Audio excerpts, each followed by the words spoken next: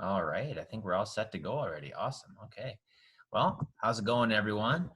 Today is Thursday, April 16th.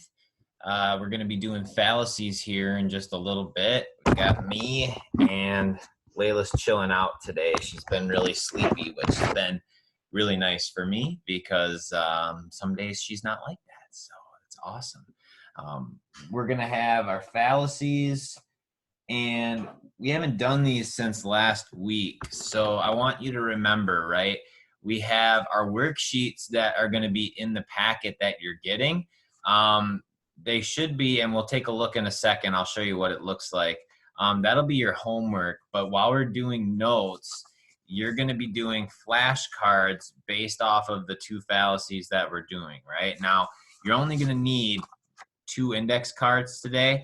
Remember, we're putting our term on the front side, the blank side, and then the definition we're going to put on the line side in the back because you're going to be writing just a little bit more. Okay, so I'll remind you that throughout the course of the video. Another thing, too, to keep in mind, we talked about this last week, but try to find an organizational system that's going to keep these note cards together, right? So my personal favorite is doing a 1-hole punch on the cards and then having one of these little rings that you can hook around it and keep them all together. Another good one is a binding clip, especially considering we're only going to have about 20 or so of these. These smaller binding clips, it looks huge because it's where it's my head, but if it's back, I mean, it's really tiny, right? So that'll work. You can keep them like that and clip them, keep them all together. And also, good old-fashioned rubber band works. I'd have one for you, but I brought one home and it broke, and it's the only one I have at my house, so I can't show you that. But I think we know what a rubber band is, so I think we're good there. Okay. So Layla and I are going to take you into our notes for today. I just want to remind you, right, as you're taking notes, if it feels like I'm going too fast or like the definition just disappears from the screen, remember, you can always go back in the video, hit pause, and then you can refresh it on the spot or keep it on the spot that you need to write down the definition, okay? So don't freak out if it feels like I'm going too fast, all right? Go to the screen.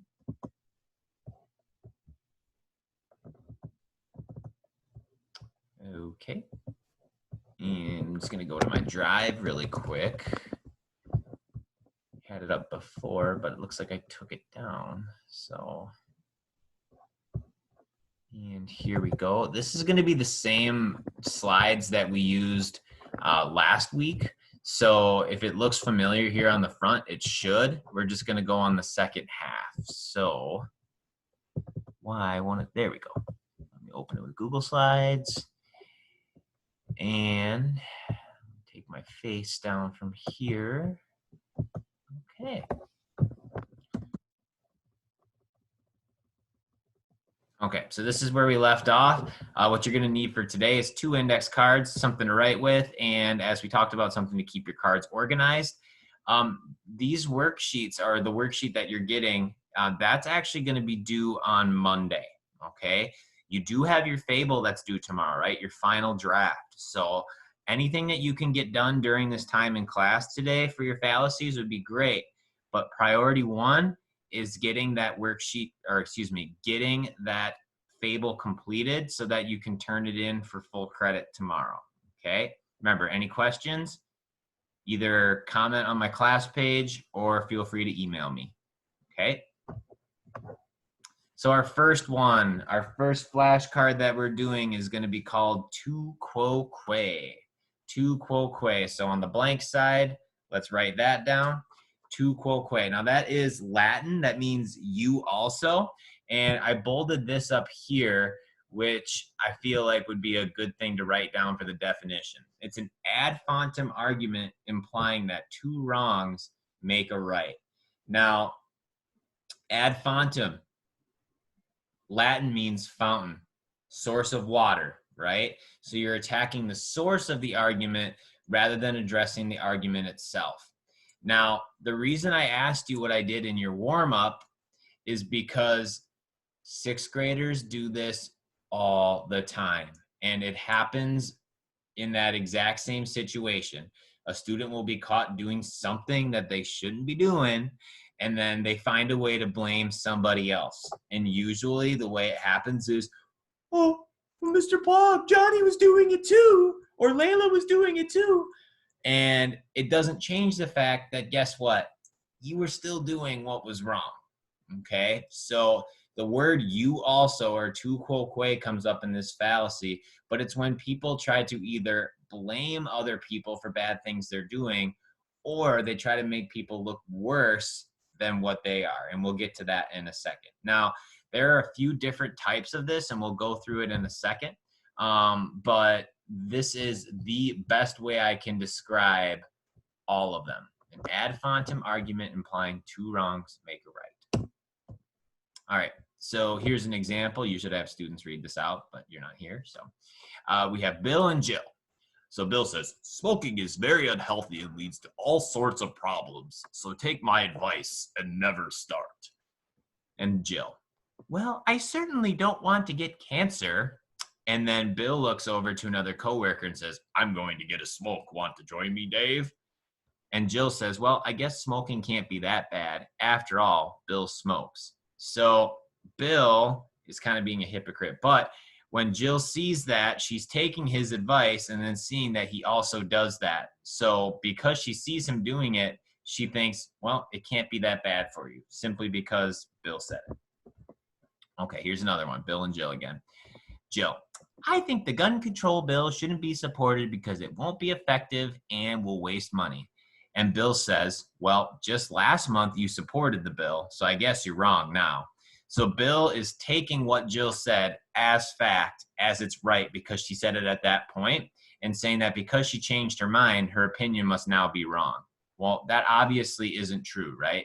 You have the ability to be able to change your mind based on good opinions and different things and information that comes your way, right? So Bill is committing tu quoque right there. This one's my favorite. So we have Peter and Bill. I'll try to make up a voice for Peter. Based on the arguments I have presented, it is evident that it is morally wrong to use animals for food or clothing. But you're wearing a leather jacket and you have a roast beef sandwich in your hand. How can you say that using animals for food or clothing is wrong? Once again, you're saying one thing, but you're doing another, right? You're saying that using animal byproducts in anything is wrong, but then you're using it in clothing and in your food.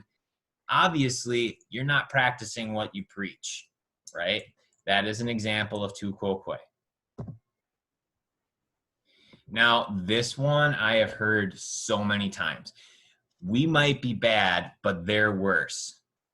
Now, I hear this a lot with grade levels. So like the sixth graders might say, oh, if you think we're bad, you should see the other people. You should see the other class next to us.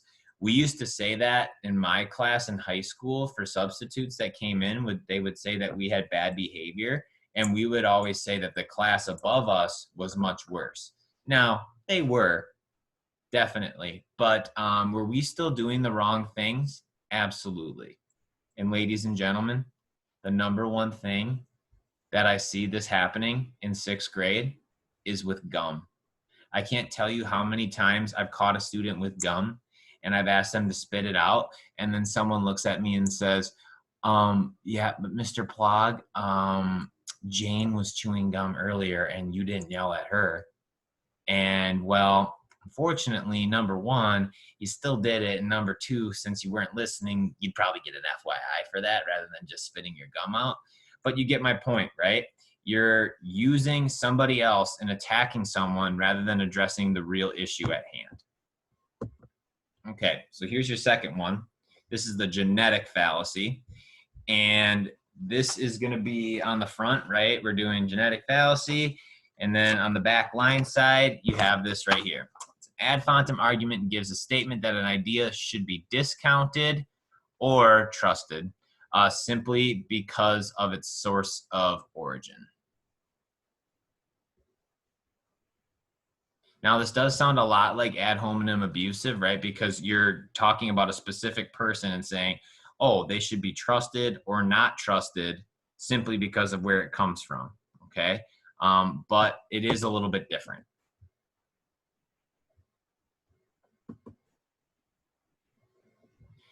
So a lot of times what will happen is that people will find someone that is supposed to be in a position of power or a position of authority, and they're going to trust what they say simply based off of that.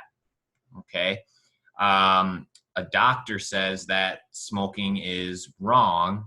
So therefore, because they're a health professional, I'm going to believe them. Now, in a lot of cases, it's perfectly acceptable to do that. But sometimes people will take those positions of authority and they will apply it to areas in which it really doesn't belong.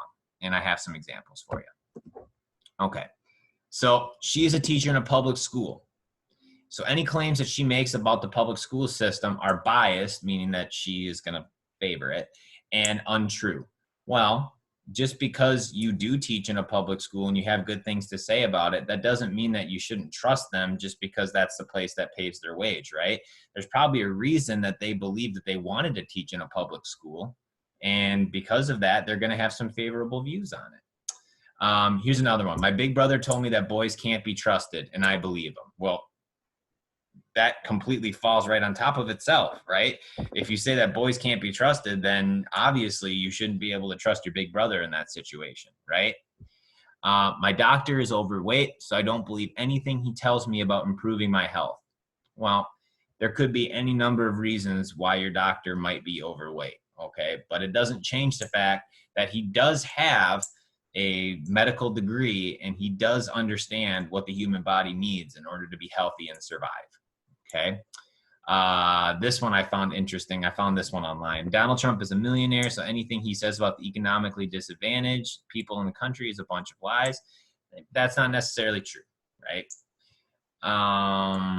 One of my all-time favorites. You saw that on the cover of a tabloid, and we all know that everything in tabloid magazines is false. A tabloid is going to be one of those magazines that you'll see that has a whole bunch of pictures of celebrities, and it's got these like huge titles on it, all colorful and stuff to try to get you to look. There is a very, very long lasting tradition or belief that a lot of the stuff that's printed in there isn't true. That might be true, but you could say that about a lot of different news sources, right? Does that mean that everything in there should be discounted right away? Absolutely not. There's definitely some truth to some of the things that they're saying in there. But because people think of the source of a tabloid as having so much fake news in it, they automatically assume that everything in there must be baloney. Not true. All right, which fallacy is this? Fly with us, we crash less. Bill's Budget Airlines. I love this ad. I wish it was real, but it's not. It's tu quoque, right? It's the idea that we might be bad, but they're worse. So because they're so much worse, take the least bad option, take us, right? That's not a reason to pick something. You're not addressing the fact that you're still crashing. Maybe you should try to fix that rather than tell us that you crash less than somebody else. So we're actually not going to do that exit ticket. You've got your own, which we'll go to just really quickly so that we can get ready here. You've got the genetic fallacy happens when someone attaches a label, usually a negative, to a specific group. For politicians, this happens a lot. People assume that when they speak, they often what? Okay, so this has to do with trust, right? So when politicians speak, they often what, according to a genetic fallacy? They're applying this negative label to this particular group. Okay, so for tomorrow, it is not your worksheet that is due. It is to get your final fable turned into me. Now, sorry, there's fable and then you're starting a fairy tale next week. I keep getting them jumbled up in my head, so sorry I stumbled on that. For Monday, you have this worksheet that goes along with the two fallacies that we did today. Okay, so you have tu quoque and you have the genetic fallacy. I think you should do this one on paper personally. And what you can do is write an example in your own words and then do a drawing or cartoon that explains it. The reason that doing it on paper is hard is because it is difficult to draw a cartoon based off a computer program. If you wanted to try it, feel free. But I think that that would be something that would be much easier to accomplish on paper, and you will be getting a paper copy of this in the packet that you received this week. Okay. All right, ladies and gentlemen, we'll see this worksheet on Monday, and hopefully your fables will be all ready to go and turn in for tomorrow. Have a great day.